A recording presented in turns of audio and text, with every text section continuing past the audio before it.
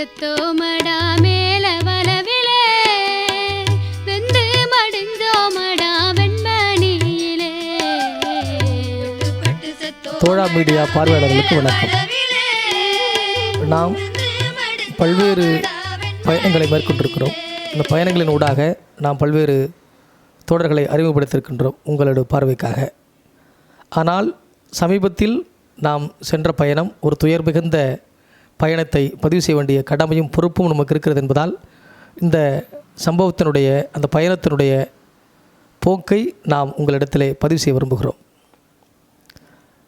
1967 கீழத்தஞ்சை பகுதியிலே கூலி உயர்வுக்கு போராடிய 11 குழந்தைகள் உட்பட 44 பேரை எரித்து கொன்ற அந்த கீழ்வெண்மணிக்கு நாம் சென்றிருந்தோம்.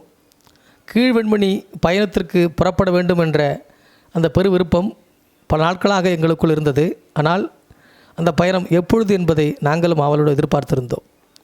அந்த பயணத்தை நாம் மேற்கொண்ட பொழுது கீழ்வெண்மணிக்கு இங்கிருந்து புறப்பட்டு கீழ்வெண்மணிக்கு சரியாக ஒரு 5 மணி அளவிலே நாம் அந்த பகுதிக்கு சென்றோம். அந்த பகுதிக்கு சென்றபோது எமக்கு ஒரு பெரு மகிழ்வு ஏற்பட்டது.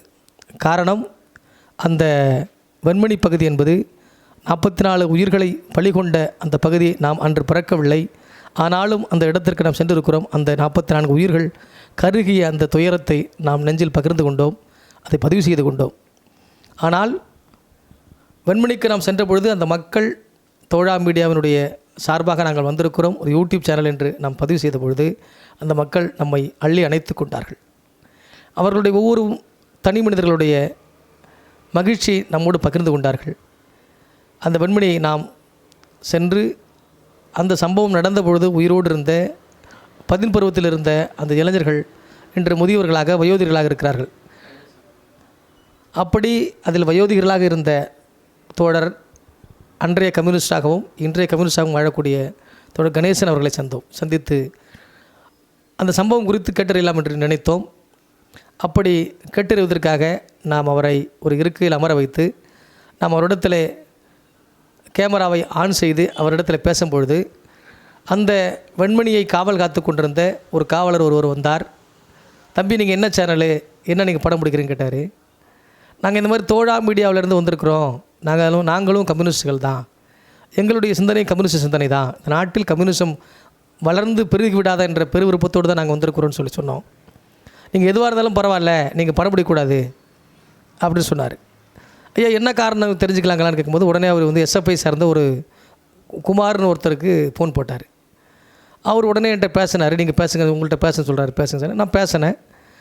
நீங்கள் வந்து இந்த படத்தை அந்த பகுதியை படம் பிடிக்கக்கூடாது, அதை வந்து ஒளிப்படம் எடுக்கக்கூடாது, யூடியூப் சேனலில் நீங்கள் யாரும் சந்திக்கக்கூடாது, எங்கள் கட்சியோடைய கட்டுப்பாடுன்னு சொன்னார். சரிங்க, இது பேசணுன்னா வேறு யார்கிட்ட பேசணும்னு கேட்கும்போது அந்த பகுதியினுடைய திருவாரூர் மாவட்ட பகுதியினுடைய மாவட்ட செயலர் மதிப்புக்குரிய தொடர் மாரிமுத்து அவர்களுடைய எண்ணை கொடுத்தாரு. அந்த எண்ணில் அவர் தொடர்பு கொண்டோம்.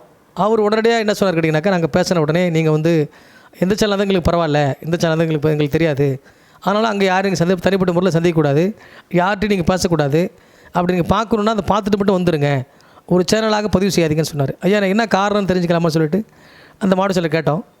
அப்போ அவர் சொன்னார், இது வந்து பெரும் பிரச்சனை ஆகிடுது அப்படின்னு சொன்னார். என்ன பிரச்சனைன்றதை அவர்கிட்ட எங்கள்கிட்ட விளக்கம் சொல்லலை. நாங்கள் விளக்கி கேட்டபொழுது அவர் மறுத்தார்.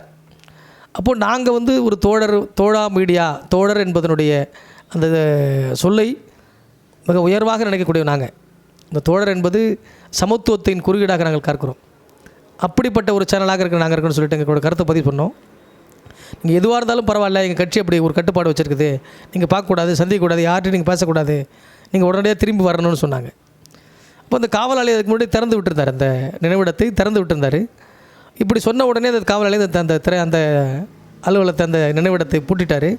அங்கே யாரோடும் பேசலை. அது கணேசன் எழுந்து போயிட்டார். நீ எழுந்து போயான்னு சொன்னால் எழுந்து அவர் போயிட்டார். நாங்கள் அந்த வெண்மணிக்கு எந்த விதத்திலும் எந்த சூழலிலும் தோழா மீடியாவின் சார்பாக ஒரு களங்கம் ஏற்படக்கூடாது என்ற பெரு விருப்பத்தோடு நாமும் அமைதியாக திரும்பி வந்தோம்.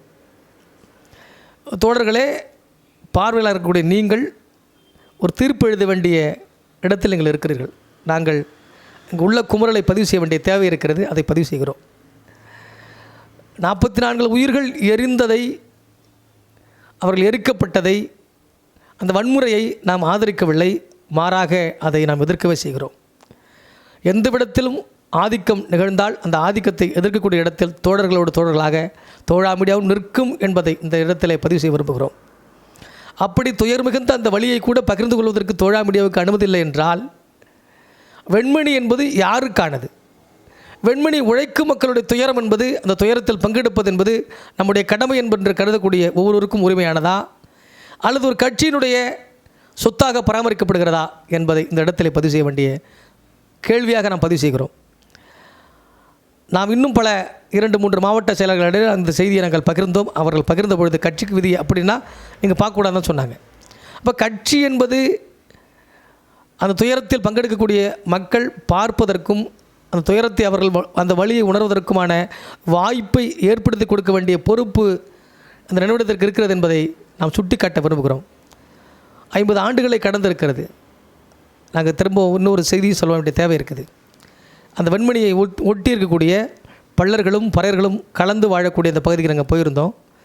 அங்கே அந்த இறப்பில் இறந்து போன குடும்பங்களுக்கும் சென்றிருந்தோம். எங்கள் குழு சென்றது. ஆனால் அதெல்லாம் படம் பிடிக்கலை. நாங்கள் படம் பிடிக்கலை. ஆனால் படம் பிடிக்க அனுமதி இல்லாதனால படம் பிடிக்கலை.